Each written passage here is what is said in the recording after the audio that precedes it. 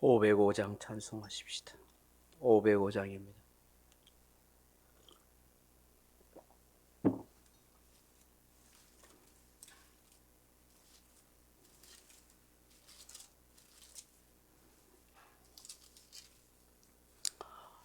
온 세상이 하여 나 복음 전하리.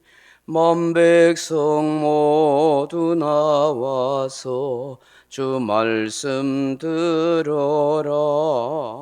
죄 중에 빠져서 헤매는 자들아, 주님의 음성 듣고서 너 구원 받으라. 전하고 기도해 매일 증인 되리라.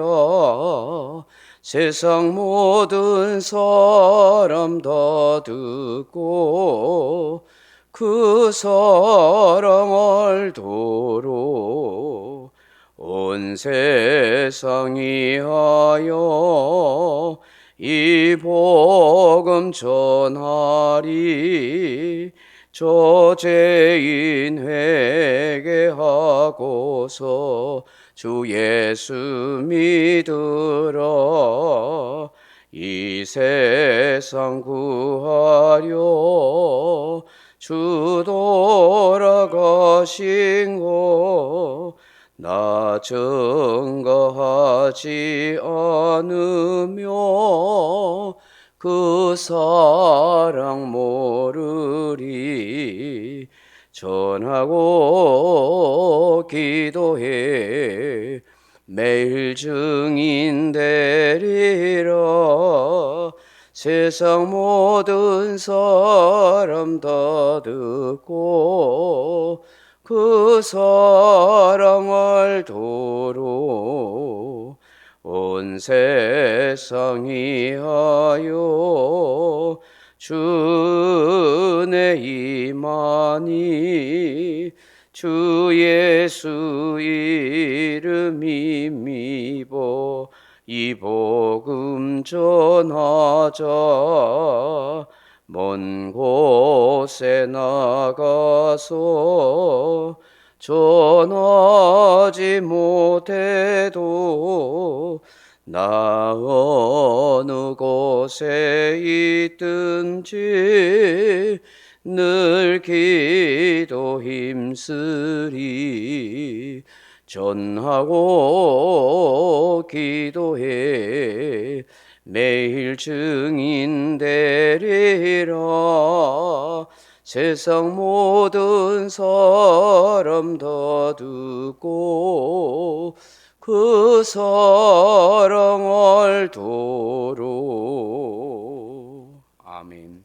하나님 말씀 사도행전 10장 39절에서 43절 말씀까지 같이 읽겠습니다. 사도행전 10장 39절에서 43절입니다. 우리는 유대인의 땅과 예루살렘에서 그가 행하신 모든 일의 증인이라. 그를 그들이 나무에 달아 죽였으나 하나님이 사흘 만에 다시 살리사 나타내시되 모든 백성에게 하신 것이 아니요 오직 미리 택하신 증인 곧 죽은 자 가운데서 부활하신 후 그를 모시고 음식을 먹은 우리에게 하신 것이라. 우리에게 명하사 백성에게 전도하되 하나님이 살아있는 자와 죽은 자의 재판장으로 정하신 자 곧 이 사람인 것을 증언하게 하셨고, 그에 대하여 모든 선지자도 증언하되 그를 믿는 사람들이 다 그의 이름을 힘입어 죄사함을 받는다 하였느니라. 아멘. 사랑하는 성도 여러분, 세상에서 어떤 사건이 났을 때 범인을 잡거나 범인에 대한 형벌을 주는 데 있어서 중요한 원칙이 있습니다. 그것은 곧 사건의 목격자, 곧 증인과 증거가 있어야 한다 하는 것입니다. 아무리 심정적으로 이 사람이 범인일 것 같고 여러 가지 정황이 범인 같다고 해도 분명한 목격자나 혹은 증거, 증인이 없으면 죄로 인정하거나 형벌을 줄 수가 어려운 일인 것입니다. 이처럼 세상 법정에서도 목격자, 증인, 증거가 아주 중요하듯이 어쩌면 하나님 나라에 있어서도 증인, 증거가 된다는 것 굉장히 중요한 것입니다. 사건에 있어서 증인과 증거가 핵심 요소라 해도 과언이 아니듯이 오늘 사도 베드로를 통해서 예수의 증인된다는 것이 얼마나 중요한가 하는 것을 알게 되는 것입니다. 여러분, 증인의 자격은 사건 현장에 있어야 합니다. 그 사건을 보거나 어떤 소리를 들어야 합니다. 그래야 그의 말에 신비성이 있기 때문입니다. 틀림없는 사실이라 하는 사실을 믿게 되는 것입니다. 베드로를 비롯한 다른 사도들은 예수님의 십자가의 죽으심과 부활을 분명히 목격했고 부활하신 예수님을 만났고 그의 음성을 들었고 함께 40일 동안 지내면서 식사도 하였습니다. 그렇기 때문에 사도들은 확신 가운데 예수님은 메시아요 그리스도시고 부활의 주요 하나님의 아들이라고 외칠 수가 있었습니다. 목숨 걸고 부활의 주님을 전할 수가 있었습니다. 여러분, 누가 전도할 수 있을까요? 예수의 증인된 사람이라 할 수 있습니다. 내가 믿는 예수, 내가 믿는 복음, 내가 믿는 진리가 참이라고 확신하는 사람인 것입니다. 하나님께서 산자와 죽은 자의 심판장으로 예수를 세웠다고 그렇게 증언하게 되는 것입니다. 베드로는 모든 선지자도 예언했던 메시아, 모든 사람이 증거하는 메시아이신 예수님, 그분이 그리스도시고 그분의 이름으로 죄사함을 받게 된다고 외치고 있습니다. 사도 베드로가 전한 증언은 바로 예수는 죽은 자 가운데 살아난 부활의 주님입니다. 그분은 산자와 죽은 자의 심판자이십니다. 그분은 예수의 이름으로 죄사함을 받게 하시는 분입니다 하는 외침입니다. 저도 여러분도 어디에 가든지 누구에게든지 예수의 증인으로 예수를 증언하는 그런 삶으로 살아가야 되겠습니다. 예수는 죽었다가 다시 부활하셨습니다. 예수님은 산자와 죽은 자의 심판장이 되십니다.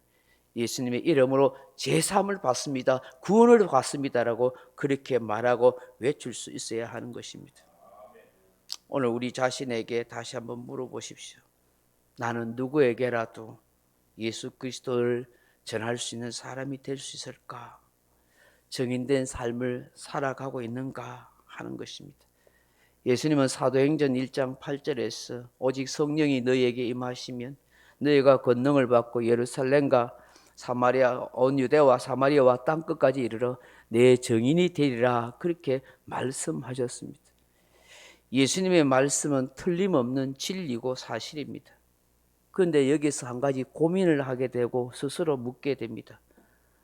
나에게는 과연 성령이 임하였는가? 나는 권능을 받았는가 하는 것입니다. 나에게 성령이 임하고 권능을 받았는데 내가 증인으로 매일 살지 않는다면 그것은 나 자신이 직무유기하는 것이고 주님의 말씀에 불순종하고 살아가고 있지 않는가 하는 것입니다. 그렇지 않다면 내가 주님을 믿고 따르고 사랑한다고 말할 수 있겠는가 하는 고민입니다. 또 한 가지는 내가 증인된 삶을 살지 못하는 것은 아직 성령이 임하지 못하였거나 권능이 나에게 없기 때문인지 모릅니다. 그렇다면 성령이 임하기를 간절히 구하고 나에게 권능을 달라고 그렇게 간구해야 되는 거 아니겠습니까? 오래전에 요란한 밴드와 열정적인 찬양, 저절로 춤이 나오는 분위기에 젖은 일단의 사람들이 있었습니다. 그때 선글라스를 낀 한 사람이 나타났습니다. 그의 열광적인 설교와 외침은 무려 5시간이나 계속되었지만 그 어떤 사람도 그 자리를 떠나지 아니하고 지루해 하지 않았습니다.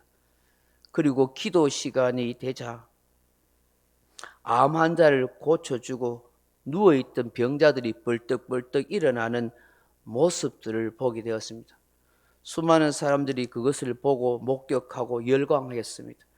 그리고 그 현장을 목격한 사람들이 열광적으로 나가서 다른 사람에게 미친 사람처럼 그런 증인으로 침이 마르도록 이 일을 이야기하고 전도했습니다.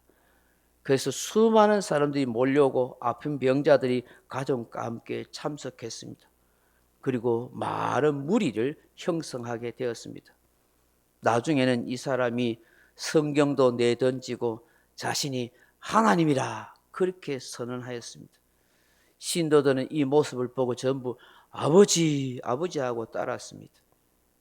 이 사건은 존스라는 사람이 교주로 세운 인민사원의 집단 예배와 전도의 모습이었습니다. 근데 나중에 알고 보니까 암 환자를 고친다고 하면서 사람의 몸에서 꺼낸 암덩어리는 몰래 숨긴 닭의 내장이었고, 누워있던 병자들이 벌떡벌떡 일어난 것은 사전에 돈을 주고 짜서 그렇게 이야기한 전문 배우였던 것입니다. 이런 치졸한 사기극은 결국 900명이 집단으로 자살하는 비극적인 역사로 끝나고 말았었습니다. 우리나라에 또 이런 사이비들이 얼마나 많은지 모릅니다. 우리나라뿐만 아니라 우리나라 사람들이 지구촌 곳곳에 가서 이런 사이비로 많은 사람들을 속입니다. 박태선의 전도관을 비롯해서 지금까지 신천지가 이런 포교 전도 활동으로 사람을 미혹하고 가르치고 있습니다. 참 안타까운 일이죠. 거짓의 것에 속아서 거짓의 증인으로 살고 있다 하는 것입니다. 우리는 참된 진리를 가지고 있는데 왜 그렇게 증인으로 증언하지 못하고 살아가고 있을까요? 히브리인들은 증언하다, 증거하다, 증인이 되다 하는 말은 죽는 동사라고 말합니다. 목숨 걸고 증언하고 증거를 보여주고 증인의 삶을 살아가기 때문이라 하는 것입니다. 정말 진리를 깨닫고 주의 살아 역사하심을 경험하고 살아간다면 우리 또한 성령 충만한 성도가 되고 권능 있는 성도가 되어서 예수 그리스도의 부활의 목격자로 증인으로 그렇게 살아갈 수 있었으면 좋겠다 싶습니다. 각자 기도하시다가 돌아가시기 바랍니다.